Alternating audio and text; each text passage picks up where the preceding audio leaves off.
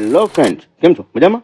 હું છું હિતેશ લાડવા, એજ્યુકેશન વિથ HK ની આ સફરમાં આપ સૌનું હાર્દિક સ્વાગત કરું છું. મિત્રો, આજે આપણે ધોરણ 12 કોમર્સ પાર્ટ 1 ચેપ્ટર નંબર 2 ભાગીદારી પેઢીના વાર્ષિક હિસાબ જે 11 માર્ક્સની અંદર પૂછાય છે. મિત્રો, બે દાખલા 11 માર્ક્સના પૂછાય છે, એક ભાગીદારી પેઢીના વાર્ષિક હિસાબ, એક કંપનીના વાર્ષિક હિસાબ. એમાં આજે આપણે ભાગીદારી પેઢીના વાર્ષિક હિસાબ જે 11 માર્ક્સમાં પૂછાય છે એમાં જે મોસ્ટ પ્રોબેબલી જે એન્ટ્રી મૂકવાની હોય, અમુક વખતે કાચા શ્રેયમાંથી જે બાકીઓ આપણે પસંદ કરવાની હોય કે ભાઈ ઉધાર બાકી છે કે જમા બાકી, જો એ ખબર પડે તો જ આપણે દાખલાને આગળ વધારી શકીએ. તો આજે આપણે જોવાનું છે બાકીઓ અને એની એન્ટ્રી. તો મિત્રો, આટલું તમે ખાસ કરી લેશો એટલે 11 માંથી આઈ થિંક 9-10 માર્ક આરામથી મળી જશે. રેડી? તો વિડીયોને અંત સુધી જોજો. તો આપણે ચાલુ કરીએ વાર્ષિક હિસાબની બાકીઓ અને એન્ટ્રી. તો સૌ પ્રથમ છે ખરીદી. તો ખરીદી આપેલી હોય મિત્રો, તો ખરીદીની હંમેશા ઉધાર બાકી હોય. મિત્રો, આપણે યાદ રાખશું, ખરીદીની ઉધાર બાકી. રેડી? આ બાકીની વાત છે મિત્રો. ખરીદીની કઈ બાકી હશે? ઉધાર બાકી. અને આવશે કઈ બાજુ મિત્રો? એ હમણાં આપણે જોઈ લે. પહેલા આપણે બધાની બાકીઓ જોઈ લઈએ. રેડી? ખરીદીની ઉધાર બાકી, ખરીદ પરતની જમા બાકી હોય મિત્રો, વેચાણની જમા બાકી, વેચાણ પરતની ઉધાર બાકી, અન્ય રીતે ગયેલ માલની જમા બાકી હોય મિત્રો. બરાબર? અન્ય રીતે ગયેલ માલ જમા બાકી. ચાલો મિત્રો, આ ખાસ યાદ રાખો. જ્યારે તમને કાચું સરવૈયું આપેલું હશે એની અંદર પત્રક ટાઈપનું જે કાચું સરવૈયું હશે એમાં ઉધાર અને જમા બાજુ બંને બાજુ આંકડા હશે અને તમને લખેલું હોય ખરીદી અને વેચાણ. તો તમારે પસંદ કરવું પડશે કે ભાઈ કયો આંકડો ખરીદીનો છે અને કયો આંકડો વેચાણનો છે. ત્યારે તમને આ બાકીઓ કામમાં આવશે. ખરીદીની ઉધાર બાકી, વેચાણની જમા બાકી, ખરીદ પરતની જમા બાકી, વેચાણ પરતની ઉધાર બાકી અને અન્ય રીતે ગયેલ માલની જમા બાકી. રેડી? ઓકે. આ એન્ટ્રી આની ક્યાં આવશે આપણે હમણાં આગળ ચર્ચા કરીએ. પેલા બાકીઓ ફટાફટ આપણે જોઈ લઈએ. ચાલો, મૂડીની કઈ બાકી હશે મિત્રો? તો કે જમા બાકી. ખાસ યાદ રાખવું. ઉપાડની ઉધાર બાકી, ચાલુ ખાતાની ઉધાર પણ હોઈ શકે અને જમા પણ હોઈ શકે. ચાલો, કોઈ પણ સ્ટોક હોય ઉધાર બાકી જ હોય. કોઈ પણ સ્ટોકની ઉધાર બાકી. રેડી? શરૂઆતના સ્ટોકની પણ ઉધાર બાકી અને આખરના સ્ટોકની પણ ઉધાર બાકી. ચાલો, દેવાદાર. દેવાદારનું મિત્રો આપણે નામ યાદ રાખવાના છે. બે નામ બીજા પણ છે. દેવાદારને ગ્રાહક પણ કહેવાય અને એનું બીજું નામ છે લેણું અને એની બાકી છે ઉધાર બાકી. લેણદારના બીજા બે નામ છે, એક તો ગ્રાહક વેપારીઓ અને દેવું. આ નામ તમને કામમાં આવશે. વાર્ષિક હિસાબમાં કોઈ પણ નામ આપેલું હોઈ શકે ત્યારે યાદ રાખવાનું. લેણદારને વેપારી કહેવાય અને દેવું પણ કહેવાય. તો એની બાકી હશે જમા બાકી. લેણી ઊંડીની હંમેશા ઉધાર બાકી, દેવી ઊંડીની જમા બાકી. ચાલો, દરેક પ્રકારના ખર્ચાની ઉધાર બાકી જ હોય. કોઈ પણ પ્રકારનો ખર્ચ આપેલો હોય ઉધાર હોય. કોઈ પણ પ્રકારની આવક એની જમા બાકી જ હશે. દરેક પ્રકારની મિલકત જેવી કે કાયમી મિલકત, ચાલુ મિલકત, દ્રશ્ય, અદ્રશ્ય, બધા જની ઉધાર બાકી જ હોય. દરેક પ્રકારના દેવા કે જવાબદારી હંમેશા જમા બાકી જ હોય. રોકડ સિલકની હંમેશા ઉધાર બાકી, બેંક સિલકની ઉધાર બાકી, બેંક ઓવરડ્રાફ્ટની જમા બાકી. ક્લિયર એટલું?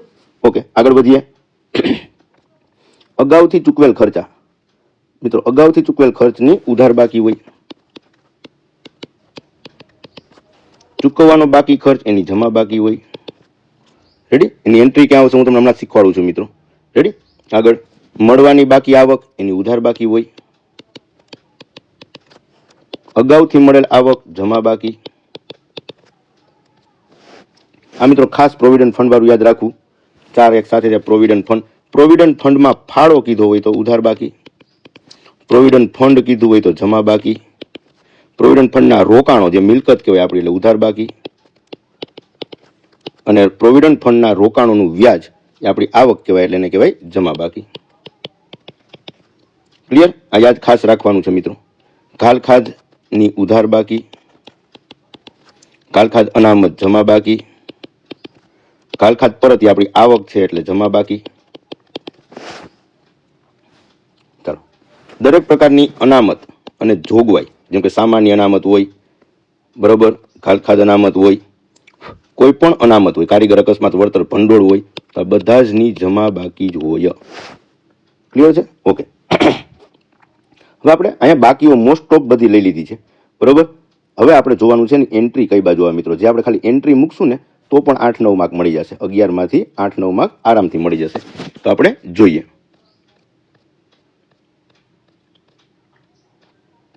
ચાલો, ઓકે, હાલો. ખરીદીની કઈ બાકી હોય મિત્રો? ઉધાર બાકી આવશે કઈ જગ્યાએ? તો કે વેપાર ખાતામાં ઉધાર બાજુ. જો બાજુ મિત્રો, ઉધાર બાકી અલગ છે ને ઉધાર બાજુ અલગ છે. હવે આપણે એન્ટ્રી કરી છે, બ્લેક પેન વાળી છે, એન્ટ્રીની છે. જે આપણે બ્લુ પેનથી લખેલું છે એ આપણે શું છે, બાકીઓ છે, કાં તો ઉધાર બાકી હોય ખાતાની, કાં તો જમા બાકી હોય. એ આપણને ખબર પડી એટલે કાચા સર્વેમાંથી આપણે રકમને ઓળખતા શીખી જઈએ કે ભાઈ આ ખરીદી છે કે વેચાણ છે, ખરીદ પરત છે કે વેચાણ પરત છે. હવે આપણે એન્ટ્રી મૂકવાની કે ભાઈ એન્ટ્રી ક્યાં મૂકવાની છે. તો ખરીદીની એન્ટ્રી વેપાર ખાતામાં ઉધાર બાજુ આવશે. ખરીદ પરતની એન્ટ્રી તો કે વેપાર ખાતામાં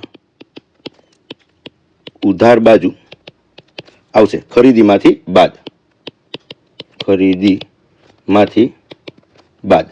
રેડી? ચાલો, વેચાણની જમા બાકી હોય, જમા બાકી છે મિત્રો, આવશે કઈ બાજુ? તો કે વેપાર ખાતામાં જમા બાજુ. વેચાણ પરતની ઉધાર બાકી છે, આવશે કઈ બાજુ? તો કે વેપાર ખાતામાં જમા બાજુ જ આવશે. વેચાણમાંથી બાદ, વેચાણમાંથી બાદ. ક્લિયર? ઓકે. અન્ય રીતે ગયેલ માલની જમા બાકી છે મિત્રો, આવે કઈ બાજુ? તો કે વેપાર ખાતામાં ઉધાર બાજુ. શેમાંથી બાદ? તો કે ખરીદીમાંથી બાદ. યાદ રાખજો મિત્રો, ખરીદીમાંથી બાદ. રેડી? ઓકે. બીજી એક વસ્તુ મિત્રો કે આપણે ખાસ યાદ રાખવું પડશે કે ખરીદ પરતનું બીજું નામ શું? તો કે માલ પરત ઉધાર. માલ પરત ઉધાર. ત્યારે વેચાણ પરતનું બીજું નામ શું છે મિત્રો? માલ પરત જમા. માલ પરત જમા. આવા શબ્દો પણ તમને આપેલા હોઈ શકે. ક્લિયર છે? ચાલો, આટલું યાદ રાખી લેશું ને મિત્રો આ બધું, એટલે વાર્ષિક હિસાબની અંદર આરામથી 8-9 માર્ક પાકા. ચાલો, મૂડી ખાતાની કઈ બાકી છે? તો કે જમા બાકી છે, આવશે કઈ બાજુ? તો કે મૂડી ખાતામાં, મૂડી ખાતામાં જમા બાજુ. શું આવશે એન્ટ્રીમાં લખેલું? બાકી આગળ લાવ્યા. ચાલો, ઉપાડની ઉધાર બાકી છે, આવશે કઈ બાજુ? તો કે મૂડી અથવા ચાલુ ખાતામાં. જે ખાતા હોય એમાં મૂડી અથવા ચાલુ ખાતામાં ઉધાર બાજુ. રેડી? મૂડી અથવા ચાલુ ખાતામાં ઉધાર બાજુ. ચાલુ ખાતાની ઉધાર બાકી પણ હોઈ શકે ને જમા બાજુ હોઈ શકે, બરોબર. લખવાની કઈ બાજુ? તો કે ચાલુ ખાતામાં, ચાલુ ખાતામાં ઉધાર અથવા જમા બાજુ. ઉધાર બાકી હોય તો ઉધાર બાજુ, જમા બાકી હોય તો જમા બાજુ. શું લખવાનું? બાકી આગળ લાવ્યા ચાલુ ખાતામાં. રેડી? શરૂઆતનો સ્ટોક મિત્રો ઉધાર બાકી હોય, આવશે કઈ બાજુ? વેપાર ખાતામાં ઉધાર બાજુ આવશે મિત્રો. આખરનો સ્ટોક ઉધાર બાકી હોય, કોઈ પણ સ્ટોક ઉધાર જ કીધું આપણે, આવશે કઈ બાજુ? વેપાર ખાતામાં જમા બાજુ. વેપાર ખાતામાં જમા બાજુ. જો બીજી એન્ટ્રી હોય, મતલબ કે હવાલામાં આપેલું હોય તો એની 2 એન્ટ્રી થાય. કાચા સર્વેની 1 એન્ટ્રી, હવાલામાં આપેલું 2 એન્ટ્રી. તો પહેલી એન્ટ્રી વેપાર ખાતામાં જમા બાજુ આખર સ્ટોકની, અને બીજી એન્ટ્રી કઈ જગ્યાએ? તો કે પાકા સરવૈયામાં, પાકા સરવૈયામાં મિલકત લેણા બાજુ. રેડી? ખાસ યાદ રાખવું મિત્રો. આગળ વધીએ. દેવાદાર એને ગ્રાહક કહેવાય, લેણું કહેવાય, ઉધાર બાકી કઈ બાજુ આવે? પાકા સરવૈયામાં મિલકત લેણા બાજુ. રેડી? બાજુ લખેલા આપણે આઈડિયા આવે. ચાલો, લેણદાર અને વેપારી કહેવાય, દેવું પણ કહેવાય, એની જમા બાકી હોય, આવશે કઈ બાજુ? પાકા સરવૈયામાં, પાકા સરવૈયામાં મૂડી દેવા બાજુ. ચાલો, રેડી? ચાલો, લેણી ઊંડીની ઉધાર બાકી હોય, પાકા સરવૈયામાં મિલકત લેણા બાજુ. દેવી ઊંડીની જમા બાકી છે, આવશે કઈ બાજુ? પાકા સરવૈયામાં મૂડી દેવા બાજુ. ચાલો, ક્લિયર? ઓકે, આગળ વધીએ. દરેક પ્રકારના ખર્ચા મિત્રો ઉધાર બાકી જ હોય, પણ ખર્ચાના 2 પ્રકાર પડે. 2 પ્રકાર આપણે લખીએ અહીંયા. આ પહેલો પ્રકાર, આ બીજો પ્રકાર. પહેલો પ્રકાર શું? તો કે એક તો ખરીદીના ખર્ચા હોય અને બીજા હોય વેચાણના ખર્ચા. ખરીદીના ખર્ચા કઈ બાજુ આવશે? વેપાર ખાતામાં ઉધાર બાજુ. જ્યારે વેચાણના ખર્ચા કઈ બાજુ આવશે? નફા નુકસાન ખાતામાં ઉધાર બાજુ. યાદ રાખવું મિત્રો. હવે ખરીદીના ખર્ચા એટલે આવક, માલગાડા ભાડું, મજૂરી, ઓક્ટ્રોય, જકાત, આ બધું, રેલવે નૂર. વેચાણના ખર્ચા એટલે સ્ટેશનરી ખર્ચો હોય, ધર્માદો કરેલો હોય, કમિશન હોય, ભાડું હોય, પગાર હોય, આ બધું જ વેચાણના ખર્ચામાં આવશે. એ નફા નુકસાન ખાતામાં ઉધાર બાજુ. બધા ખર્ચા છે આપણે. દરેક પ્રકારની આવક જમા બાકી જ હોય મિત્રો. આવશે કઈ બાજુ? નફા નુકસાન ખાતામાં જમા બાજુ. યાદ રાખજો મિત્રો, દરેક પ્રકારની આવક જમા બાકી જ હોય, નફા નુકસાન ખાતાની જમા બાજુ. ચાલો આગળ વધીએ. દરેક પ્રકારની મિલકત કાયમી, ચાલુ, દ્રશ્ય, અદ્રશ્ય, ઉધાર બાકી જ હોય. આવશે કઈ બાજુ? પાકા સરવૈયામાં મિલકત લેણા બાજુ. દરેક પ્રકારના દેવા અને જવાબદારી જમા બાકી જ હોય મિત્રો. આવશે કઈ બાજુ? પાકા સરવૈયામાં મૂડી દેવા બાજુ. આ ખાલી એટલું લખશો તો આરામથી તમને સારા એવા માર્ક્સ મળી જશે મિત્રો. રોકડ સિલકની ઉધાર બાકી જ હોય મિત્રો. રોકડ સિલક આપણી મિલકત કહેવાય, તો કે પાકા સરવૈયામાં મિલકત લેણા બાજુ. બેંક સિલક છે એ પણ આપણી મિલકત છે. આપણા રૂપિયા બેંકમાં પડેલા છે એ બેંક સિલક કહેવાય. એની હંમેશા ઉધાર બાકી હોય. પાકા સરવૈયામાં મિલકત લેણા બાજુ. બેંક ઓવરડ્રાફ્ટ એનો મતલબ કે આપણા પૈસા બેંકમાં નથી પડ્યા, પણ બેંકે આપણને રૂપિયા વધારે આપણને આપ્યા છે. આપણે ઉછીના રૂપિયા લીધેલા કહી શકાય, એક નાની એવી લોન લીધેલી કહી શકાય. તો બેંક ઓવરડ્રાફ્ટની જમા બાકી હોય. આવશે કઈ બાજુ? તો કે પાકા સરવૈયામાં મૂડી દેવા બાજુ. રેડી મિત્રો, ખાસ યાદ રાખવું. આગળ વધીએ આપણે. એટલું યાદ રાખી લેજો મિત્રો ખાસ. રેડી? રોકડ સિલક, બેંક ઓવરડ્રાફ્ટ. બેંકની ઉધાર બાકી હોય તો મિલકત લેણા બાજુ. બેંકની જમા બાકી હોય તો મૂડી દેવા બાજુ. ચાલો, અગાઉથી ચૂકવેલ ખર્ચ. પહેલા તો એ શું થાય આપણે યાદ રાખી લેવું. અગાઉથી ચૂકવેલ ખર્ચ છે એ માઇનસ થાય. શેમાંથી માઇનસ થાય એ કહું છું તમને. ચૂકવવાનો બાકી ખર્ચ છે એ પ્લસ થાય. રેડી? કેમ કે ચૂકવવાનો બાકી. ચાલો, અગાઉથી ચૂકવેલ ખર્ચ ઉધાર બાકી કહેવાય. આવશે કઈ બાજુ? તો કે અગાઉથી ચૂકવેલ ખર્ચ છે એ પહેલી એન્ટ્રી. એની પહેલી એન્ટ્રી જે તે ખર્ચમાંથી બાદ લખ્યું છે. બીજી એન્ટ્રી મિલકત લેણા બાજુ. પાકા સરવૈયામાં મિલકત લેણા બાજુ. બે એન્ટ્રી આપણે યાદ રાખીએ. હવાલામાં આપેલું હોય તો બે એન્ટ્રી થાય. જે તે ખર્ચમાંથી બાદ થશે અગાઉથી ચૂકવેલ ખર્ચ. બરોબર? અને બીજી એન્ટ્રી પાકા સરવૈયામાં મિલકત લેણા બાજુ.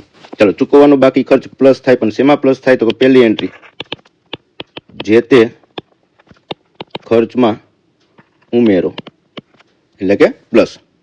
બરોબર? ચૂકવવાનો બાકી ખર્ચ જે તે ખર્ચમાં ઉમેરો. બીજી એન્ટ્રી કઈ બાજુ આવશે?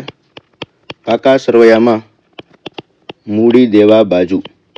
રેડી? કારણ કે આપણી જવાબદારી છે, ચૂકવવાનું બાકી છે. ક્લિયર છે? આ ખાસ યાદ રાખજો મિત્રો. ચાલો, મળવાની બાકી આવક. મળવાની બાકી આવક છે એ પ્લસ થશે અને અગાઉથી મળી ગયેલી આવક માઇનસ થશે. ચાલો, એમાં પણ બે એન્ટ્રી. પહેલી એન્ટ્રી મળવાની બાકી આવક, જે આવક મળી નથી તો જે તે આવકમાં ઉમેરો પ્લસ કરવાની. બીજી એન્ટ્રી મળવાની બાકી છે, આપણી મિલકત કહેવાય. પાકા સરવૈયામાં મિલકત લેણા બાજુ. ચાલો, રેડી? ચાલો, અહીંયા જોઈએ. અગાઉથી મળેલ આવક આપણે જે મળવાની હોય એની પહેલા મળી ગઈ છે. બરોબર? એટલે આવકમાંથી શું થઈ જશે? બાદ થશે. જે તે આવકમાંથી બાદ કરવાનું. બરોબર? અગાઉથી મળેલ આવક જમા બાકી છે, જે તે આવકમાંથી બાદ કરવાનું. બીજી એન્ટ્રી પાકા સરવૈયામાં મૂડી દેવા બાજુ. રેડી? કારણ કે અગાઉથી મળી ગઈ છે, આપણી જવાબદારી થાય ત્યાં સુધી પાકા સરવૈયામાં મૂડી દેવા બાજુ. મિત્રો, 4 એન્ટ્રી ખાસ જોઈ લેવાની. અગાઉથી ચૂકવેલ ખર્ચ, ચૂકવવાનો બાકી ખર્ચ, મળવાની બાકી આવક, અગાઉથી મળેલ આવક. રેડી? આગળ વધીએ. ચાલો, પ્રોવિડન્ટ ફંડ ખાસ યાદ રાખજો. આપણે પ્રોવિડન્ટ ફંડમાં ફાળો ઉધાર બાકી હોય. આવશે કઈ બાજુ? નફા નુકસાન ખાતામાં ઉધાર બાજુ. ચાલો, પ્રોવિડન્ટ ફંડ જમા બાકી એ આપણી જવાબદારી છે. આવશે મૂડી દેવા બાજુ. પાકા સરવૈયામાં મૂડી દેવા બાજુ. પ્રોવિડન્ટ ફંડના રોકાણો મિલકત કહેવાય. ઉધાર બાકી પાકા સરવૈયામાં મિલકત કહેવાય, એટલે મિલકત લેણા બાજુ. પ્રોવિડન્ટ ફંડના રોકાણોનું વ્યાજ આવક કહેવાય આપણી. શું કહેવાય એને મિત્રો? આવક. જમા બાકી હોય એની આવક હોય તો કઈ બાજુ આવશે? નફા નુકસાન ખાતામાં જમા બાજુ. ચલો, રેડી છે? આગળ વધીએ. ખાલખાદની ઉધાર બાકી હોય આવશે કઈ બાજુ મિત્રો? તો ખાલખાદનો આપણે આખો હવાલો સમજાવવો છે હમણાં, બરોબર? આ બાકીઓ પૂરી થાય એટલે ખાસ જોઈ લેજો. ખાલખાદ ઉધાર બાકી હોય આવશે કઈ બાજુ? નફા નુકસાન ખાતાની ઉધાર બાજુ. ખાલખાદ અનામત તો કે નફા નુકસાન ખાતામાં ઉધાર બાજુ આવે, પણ એ હવાલાનું હોય, યાદ રાખજો. હવાલાની હોય તો પ્લસ થાય અને કાચા સરવાની હોય તો માઇનસ થાય, યાદ રાખવું. ખાલખાદ અનામત નફા નુકસાન ખાતામાં ઉધાર બાજુ આવશે. જો હવાલાની હોય ખાલખાદ અનામત તો એ પ્લસ કરવાની અને કાચા સરવાની હોય તો માઇનસ વાની. કઈ રીતનું કરવાનું એ હવાલો આપણે લઈએ જ છીએ. આપણે ખાલખાદ પરત જમા બાકી આવક છે મિત્રો. પછી આપણે ખાલખાદ થઈ હોય એ ભવિષ્યમાં આપણને કોઈ પાછી આપી જાય તો અત્યારે આપણે આવક ગણવાની. આવક થઈ એટલે કઈ બાજુ આવશે? નફા નુકસાન ખાતામાં જમા બાજુ. ચાલો ક્લિયર, આગળ વધીએ. દરેક પ્રકારની જોગવાઈ જે અનામત કહેવાય એ જમા બાકી જ હોય, આવે કઈ બાજુ? તો કે પાકા સરવૈયામાં મૂડી દેવા બાજુ. રેડી? કોઈ પણ અનામત જોગવાઈ પાકા સરવૈયા મૂડી દેવા બાજુ મૂકી દેવું મિત્રો. ચાલો રેડી? અહીંયા સુધીની બધી જ એન્ટ્રી અને બધી જ બાકીઓ આપણે કરાવી દીધી.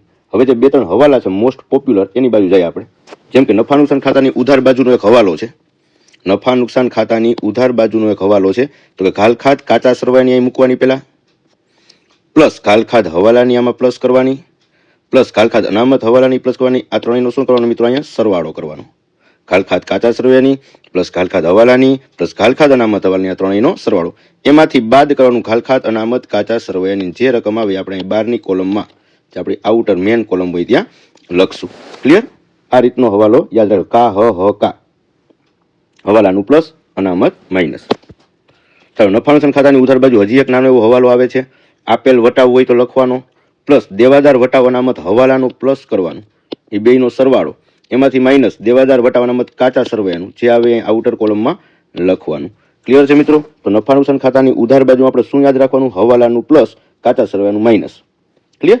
આગળ છેલ્લી એક એન્ટ્રી છે પાકા સરવૈયામાં મિલકત લેણા બાજુ. દેવાદારની અંદર એન્ટ્રી આવશે ખાલખાદની બધી પાછી, એ આપણે બધી જ યાદ રાખવાની છે.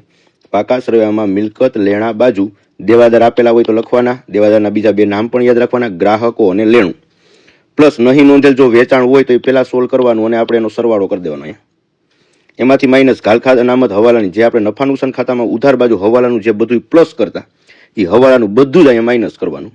ખાલખાદ હવાલાની માઇનસ જે રકમ આવે એ લખવાની અંદર, માઇનસ ખાલખાદ અનામત હવાલાની જે ટકાવારી કીધી હોય વધેલ રકમ ઉપરથી ટકાવારી ગણવાની અને એ રકમ લખીને એનો પાછી બાદ બાકી કરવાની અને લખવાની હજી અંદરની જ કોલમમાં. એમાંથી માઇનસ દેવાદાર વટાવ અનામત હવાલાની જો હોય તો એ બાદ કરવાની અને લખવાનું બારની કોલમમાં, આઉટર કોલમ છે એની અંદર આપણે નેટ રકમ લખી નાખવાની. દેવાદારની રકમ પ્લસ યાદ રાખજો ખાસ, દેવાદારની રકમ પ્લસ નહીં નોંધેલ વેચાણ બેયનો સરવાળો. ખાલખાદ હવાલાની માઇનસ કરી અને અહીં રકમ લખવાની, ખાલખાદ અનામત હવાલાની અહીં એન્ટ્રી મારીને અને બાદ બાકી કરવાની, દેવાદાર વટાવ અનામત હવાલાની જે રકમ બધી એને જ ટકાવારી કરવાની અને એને બાદ કરીને પછી જે નેટ રકમ હવે આપણે બારે લખશું મિત્રો. રેડી? જો તમે આટલી એન્ટ્રી એટલી બાકી મિત્રો તમે કરી લેશો, આ વિડીયો તમે વ્યવસ્થિત રીતે 2-3 વખત જોઈ લેશો, તમારી રીતે એન્ટ્રી એકવાર લખી લેજો, વાર્ષિક હિસાબની અંદર કાંઈ પ્રોબ્લેમ નહીં આવે. આરામથી 8-9 માર્ક આરામથી મેળવી શકશો. રેડી? અને જો થોડીક વધારે તૈયારી કરશો તો 11 માર્ક પણ પૂરેપૂરા મેળવી શકશો. રેડી મિત્રો? તો આજનો જે આપણો લેક્ચર હતો એ હતો ચેપ્ટર નંબર 2 વાર્ષિક હિસાબની બાકીઓ અને એન્ટ્રી, જે તમને મિનિમમ 8-9 માર્ક અપાવશે. રેડી? ઓકે. જો તમને વિડીયો ગમ્યો હોય મિત્રો તો લાઈક કરજો, ચેનલને શેર કરજો અને સબસ્ક્રાઇબ કરવાનું ન ભૂલતા. મિત્રો આના પછી નેક્સ્ટ વિડીયો એકાઉન્ટનો આપણે મૂકશું, જેની અંદર પાઘડીના જે હવાલા છે, બરોબર છે, પાઘડી માટેનું જે કંઈ પણ છે મોસ્ટ આઈએમપી વિડીયો બનશે, તો ખાસ જોતા રહેજો. અને કંઈ પણ પ્રશ્ન હોય તો કમેન્ટની અંદર શેર કરજો, કમેન્ટની અંદર જણાવજો, એનું સોલ્યુશન તમને ચોક્કસપણે હું જણાવીશ. તો અહીંયા સુધી રાખીએ, ત્યાં સુધી